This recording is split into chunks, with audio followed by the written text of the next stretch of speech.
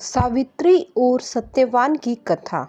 सावित्री प्रसिद्ध राजऋषि अश्वपति की एकमात्र कन्या थी। जब राजकुमारी सावित्री बड़ी हुई और विवाह योग्य हुई तो राजा को उनके विवाह की चिंता सताने लगी, क्योंकि जैसा वर वह अपनी पुत्री सावित्री के लिए चाह रहे थे वैसा उन्हें नहीं मिल पा रहा था। तब राजा ने अपनी पुत्री सावित्री से कहा कि पुत्री, तुम समझदार हो, इसलिए हम चाहते हैं कि तुम अपने वर की खोज स्वयं करो। तुम जिसे अपने वर के रूप में पसंद करोगी वह हमें भी स्वीकार होगा। अपने वर की खोज में जाते समय उसने निर्वासित और वनवासी राजा धुमतसेन के पुत्र सत्यवान को पति रूप में स्वीकार कर लिया। जब देवऋषि नारद ने उनसे कहा कि सत्यवान की आयु केवल 1 वर्ष की ही शेष है, तो सावित्री ने बड़ी दृढ़ता के साथ कहा, जो कुछ होना था सो तो हो चुका।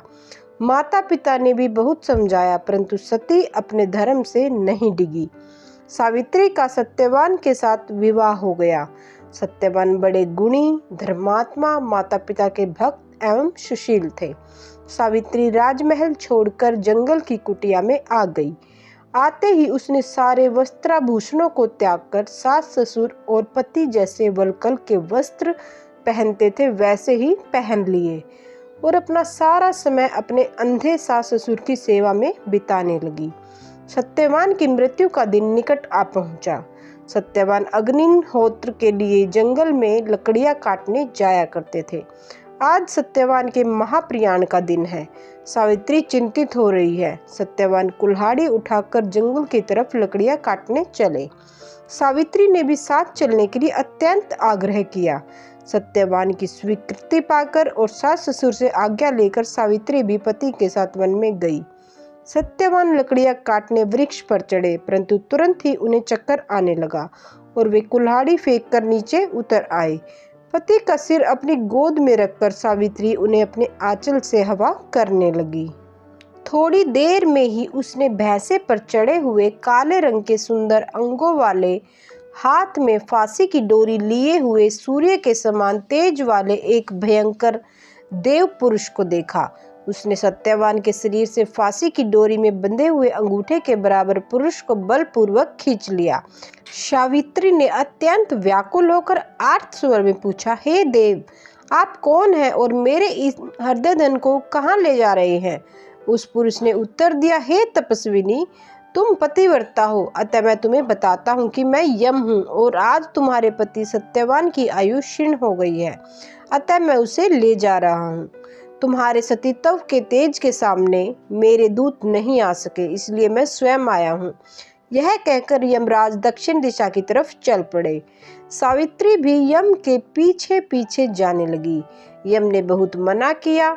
सावित्री ने कहा, जहाँ मेरे पतिदेव जाते हैं वहाँ मुझे जाना ही चाहिए, यह सनातन धर्म है। यम बार बार मना करते रहे, परंतु सावित्री पीछे पीछे चलती गई। उसकी इस दृढ़ निष्ठा और पतिव्रता धर्म से प्रसन्न होकर यम ने एक एक करके वर रूप में सावित्री के अंधे सास ससुर को आंखें दी, खोया हुआ राज्य दिया, उसके पिता को 100 पुत्र दिए और सावित्री को लौट जाने को कहा। परंतु सावित्री के प्राण तो यमराज लिए जा रहे थे, वह लौटती कैसे? यमराज ने फिर कहा, सत्यवान को छोड़कर चाहे जो मांग लो।